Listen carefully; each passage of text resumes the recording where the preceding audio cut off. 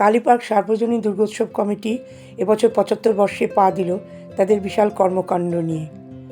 এই বছরে আবার চলে এলো বসন্ত পঞ্চমী। আমরা বাগদেবীর আরাধনায় মেতে উঠব।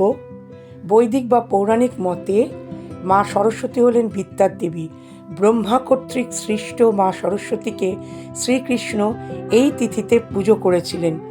পরবর্তীকালে বৈদিক যুগে নদী এবং জ্ঞানের দেবী হিসাবে মা সরস্বতী পূজিতা হতেন।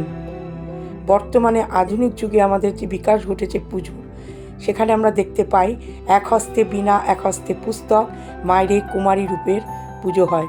সরস্বতী মহাভাগে বিদ্যে কমল লোচনে বিশ্বরূপে বিশালাক্ষ্মী বিদ্যাং দেহি নমঃ স্তুতে। এই ক্লাবের একজন বিশিষ্ট পদাধিকারীর কথা আপনারা অচিন্ত অধিকারী। এবছর আমরা ৭৫তম কালীপার্ক সার্বজনীন দুর্গোৎসব পালন করতে চলেছি। ডায়মন্ড জুবিলি ইয়ার, হীরক জয়ন্তী বর্ষে। তা সারা বছর যে ৭৫তম দুর্গোৎসব পর্যন্ত সারা বছর আমরা একটা সামাজিক কর্মসূচি আমরা নিয়েছি।